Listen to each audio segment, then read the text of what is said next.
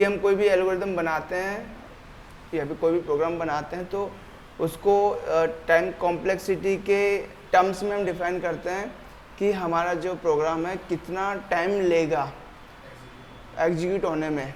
Okay, अगर आपका programme कम से कम समय ले रहा है जो और उस कम समय में आप मैक्सिमम डेटा को प्रोसेस कर पा रहे हो तो आपका एल्गोरिदम बहुत ही बढ़िया है। ओके, एंड इस चीज़ को जो है हम कंप्यूट कर सकते हैं टाइम कॉम्प्लेक्सिटी के कंप्यूट करके हम पता लगा सकते हैं कि आपका प्रोग्राम कितना अच्छा है। ओके, तो जो यहाँ पे डिक्शनरी जो होती है वो ओवन होती है, यानी कि उसमें जो है किसी तरह का टाइम नहीं लगता, वो एक सिंगल स्टेटमेंट में ही हमारा काम हो जाता है, हमें कोई लूप नहीं लगाना पड़ता, उसमें कोई सर्चिंग नहीं करनी पड़ती है। तो बिहाइंड द सीन जो है वो हैश टेबल का यूज़ करते हुए हमारा काम हो जाता है वहाँ पे। तो यहाँ पे हम जुपिटर लैब ओपन कर रहे हैं एंड प्रोग्रामिंग मिल जाएगा पाइथन ट्यूटोरियल्स एंड यहाँ पे हम न्यू क्लासेस में जाते हैं के SMD एंड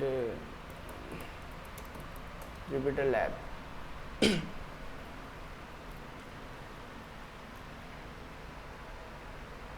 ओके,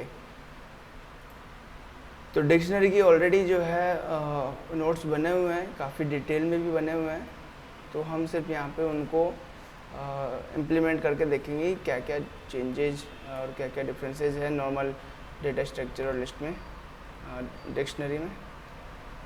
तो एक फ़ाइल ओपन करते हैं यहाँ पे एंड ओ एक गड़बड़ हो गई ना, डिस्कार्ड नहीं, वो हमने CMD वहाँ से ओपन किया ना, तो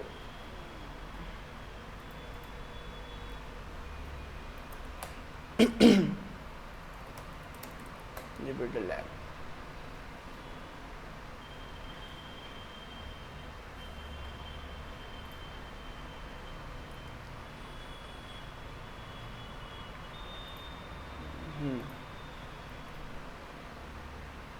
ओके, तो यहाँ पर इस फाइल को रिनेम कर देते हैं डिक्शनरी डिक्ट बहुत है।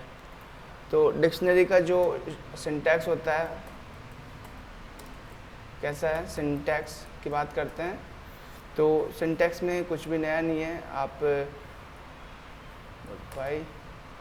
एंड आप एक वेरिएबल बना रहे हो like my dictionary and dictionary में आप इस तरीके से जो है कर्ली ब्रैकेट की हेल्प से जो है आप डिक्शनरी बना रहे हो और इसके अंदर आप की और वैल्यू का पेयर रख रहे हो। तो की और वैल्यू के पेयर में क्या होगा, सबसे पहले आप की रखोगे।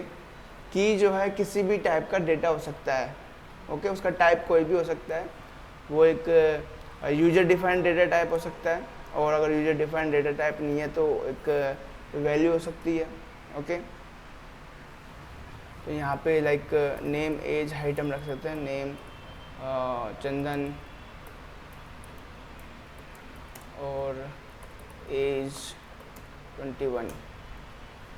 ओके, यहाँ पे दूसरा जैसे कि यूज़र आईडी है तो हम यहाँ पे यूज़र आईडी दे सकते हैं,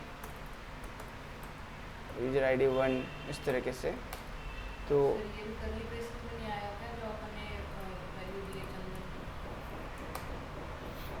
जो चंदन को कर्ली ब्रेसेस में ये जो वैल्यू है जो हमने कर्ली ब्रेसेस के बाद में सॉरी की के बाद में कॉलन से सेपरेट करके जो लिखी है, यानी कि जो वैल्यू है की का जो वैल्यू है, ये भी आप किसी भी डेटा टाइप का लिख सकते हो। ओके, एंड वो डिफाइन होना चाहिए। ठीक है, अगर ये एक आइडेंटिफायर है तो वो आइडेंटिफायर डिफाइन होना चाहिए पहले। ओके, और अगर आइडेंटिफायर डिफाइन नहीं है तो आपको एरर मिलेगा। लाइक अगर विदाउट डिफाइन किए हुए हम इसी डिक्शनरी को क्रिएट करते हैं माई डिक्ट और यहाँ पे नोट हम रखते हैं, note Chandan is not defined, है ना। तो हमें चंदन के लिए एरर मिल जाएगा। और अगर अब चंदन डिफाइन है, डिफाइनिंग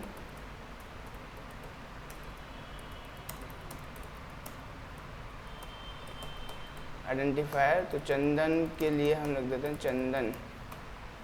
और अब हम वापस से जो है माई डिक्शनरी को हम बनाते हैं। तो अब माई डिक्शनरी में चंदन है। ओके, तो आप यहाँ पे कोई भी एक आइडेंटिफायर ले सकते हो और उसमें किसी भी डेटा टाइप को, किसी भी टाइप के डेटा को स्टोर करवा सकते हो। और की भी जो है किसी भी टाइप का डेटा हो सकता है, ठीक है। तो हम यहाँ पे और क्या कर सकते हैं, तो सबसे पहले जो है हम जो करते हैं एक्सेसिंग वैल्यू फ्रॉम डिक्शनरी। तो वैल्यू एक्सेस करने के लिए जो है सबसे जो कॉमन मेथड यूज होता है वो सबस्क्रिप्टिंग मेथड यूज होता है। मीन्स हम स्क्वायर ब्रैकेट लगा के उसमें जो है की का जो नेम है या फिर की का जो भी आइडेंटिफायर है उसको हम यूज़ कर रहे होते हैं। तो यहाँ पे हमारे पास में माइडिक्ट है और माइडिक्ट में हमने रखा है लाइक नेम। तो माइडिक्ट में से जो नेम है वो आ जाएगा चंदन। यहाँ पे आपको नोट रखना है, आपको ध्यान में रखना है, इफ़ नेम की नेम इज नॉट डिफाइंड,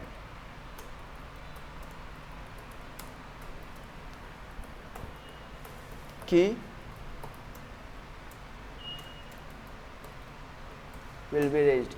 अगर आपके पास में कोई भी इस तरीके से जब आप स्क्वायर ब्रैकेट में की को रखते हो और उसकी वैल्यू को आप रिट्रीव करते हो, आपके पास में अगर ये की नहीं है, प्रेजेंट नहीं है, तो ये एरर मिलेगा। और ये बहुत हो चुका है आप लोगों के साथ में। जब हम क्या करते थे जंगों से, जब हम फॉर्म सबमिट करते थे और आप कोई भी अननोन की उसमें रखते थे। ओके, आप लोग इधर आओ यार, ठीक है। तो जब भी आप लोग वहाँ पे ऐसी कोई की रखते थे जो कि डिफाइंड नहीं है, तो क्या होता था, हमें एक एरर मिलती थी। तो लाइक अगर यहाँ पे कोई अननोन की आप रख रहे हो माइडिक्ट एंड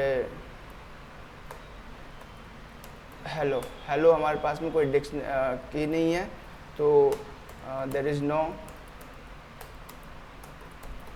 की एज हेलो, ठीक है। तो की एरर हमें मिलता है। अब इस की एरर से बचने के लिए, बिकॉज एरर्स क्या करती है एरर्स, एरर्स क्या करती हैं, एरर्स आने पर क्या होता है, जो पता चलती है कि और जैसे कि हमारा प्रोग्राम चल रहा है बीच में एरर आ गई तो क्या होगा, वहीं स्टॉप हो जाएगा। उसको कहते हैं क्रैशिंग, हमारा प्रोग्राम क्रैश कर जाएगा, ठीक है।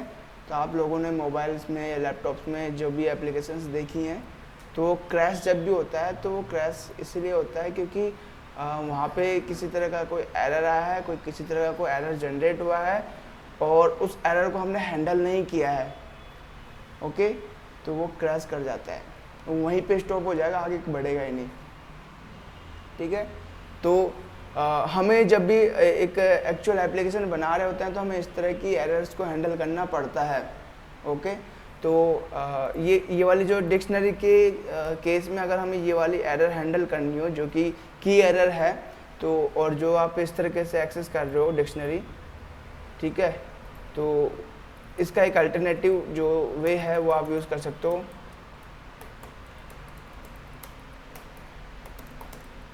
Access the key value from dictionary. तो यहाँ पे माइडिक्ट एंड डॉट आप लगाओगे और गेट मेथड जो है वो यूज़ करोगे, ठीक है। तो गेट ही है ना, एक बार चेक कर लेता हूँ, मैं भूल जाता हूँ, गेट ही है। ओके, हाँ गेट ही है। तो यहाँ पे आप हेलो दे दो, ठीक है। अब गेट जो है दो आर्ग्यूमेंट ये कंटेन करता है, पैरामीटर कंटेन करता है। तो यहाँ पे आप दो आर्ग्यूमेंट पास करोगे। पहला जो आर्ग्यूमेंट है वो की होगा आपका, जिस भी की से आपको वैल्यू चाहिए, और दूसरा जो है एक डिफ़ॉल्ट वैल्यू चाहिए। अगर इन द केस आपके पास में की प्रेजेंट नहीं है वो डिक्शनरी में, तो आप क्या वैल्यू रखना चाहते हो जो डिफ़ॉल्ट मिले आपको, मतलब ये नहीं है तो क्या मिलना चाहिए आपको। ओके, तो लाइक हेलो है, हेलो की जगह जो है कुछ भी आप देना चाहते हो, लाइक फॉल्स या फिर नन। बाय डिफ़ॉल्ट वो नन होता है इस तरीके से, ये वाला नन होता है, और ये एक नन जो है कीवर्ड है ओके पाइथन में, तो बाय डिफ़ॉल्ट वो नन होता है। तो अगर आप हेलो देते हो तो हमें कोई एरर नहीं मिलेगा।